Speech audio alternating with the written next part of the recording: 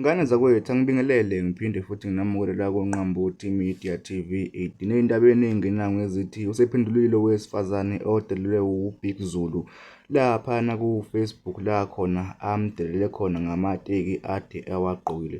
Lona owesifazane-ke usekhulume noNqambothi okanye uMaskandi Promotion waveza nazi iy'ndaba ngalolu daba. Yabona bhuti wami kunjani?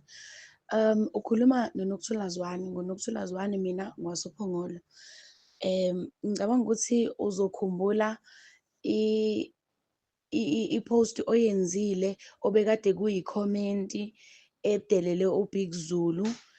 Wase uNokuthula Zwane waphendula, then wase u-screenshot wafaka laphaya.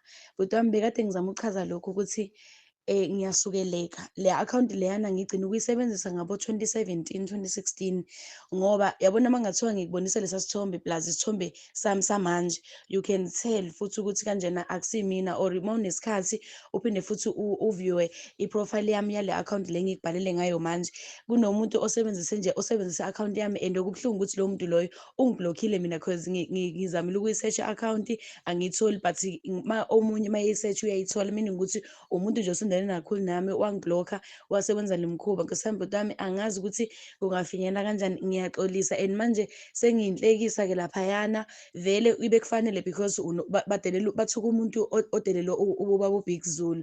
Unfortunately akusiyimina but isithombe esami sakudala ne-akhawunti futhi eyami, like amagama awami. Siyacela ukubonisa into engikhuluma ngayo.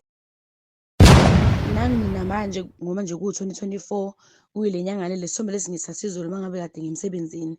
So onesicelo sokuthi angiyazi into le ebhaliwe ngami, and bengisacela bhuti wami if ukuthi kuyakhonakala, bengisacela ukuthi uphinde futhi noma ungayimikisa i-response uyiposte kuyo le page lakho ukuze abantu bezoqaphela, ngoba angikwazi ukuzolandela. Fine, okwamanje bengisazamile ukuthi ngibhalele this house ngicela ukuthi bengirephothele le account because mina anginayo access kuyo.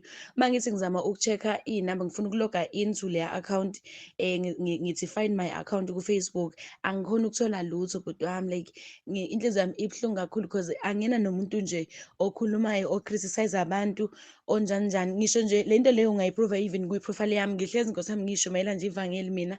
If kungasilokho ngiyayihlekisela nakhona ngaphandle ukuthi ngihlekise ngomuntu. So nje ngiyaxolisa guys, ngiyaxolisa kakhulu. I don't know ukuthi ubani after this, and angazi noma if ku-possible ngingakhona ukuthola, but bengisacela ungidlulisele epejini lakho ukuthi kanjena ngi-reach out, ngizamile ukukhomenta laphaya la ade bekhomenta khona besho konke abakuthandayo, ibe bekufanele ngibasoli. Kodwa-ke ngiyacela ukuthi uma ningidlulisele ukuthi umnikazi wesithombe nomnikazi we-akhawunti uvelile, unfortunately akusiwuyena. Nkosiyami bhuti wami, angeke ngize ngiyenze into ekanjalo, ngiyaxolisa kakhulu. Ngisacela futhi bhuti wami ungicelela nabalandeli ukuthi acela ukuthi bengirephothele le account because onesicelo sokuthi izongifaka enkingeni.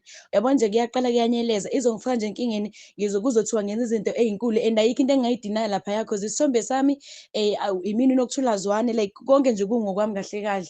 So ngiyacela bandla, ngisacela ukuthi ungicelela bona ukuthi acela bengirephothela le account ukuze bazoyinotha kwa-Facebook beyiblokhe into engcono because mina anginayo access kuyo, and I can't even still remember ukuthi kanjena iyona iyiphi inamba engayisebenzisa because ukukhula kwami nje bengilokhu nginama-accounts nje. Kwaba khona umuntu ongikhubayo ngiyayiyeka, ngiyayidelete, but angiyi-deactivate, like nami bengingakazi lutho ngoku-deactivate-ke. So nje I'm scared.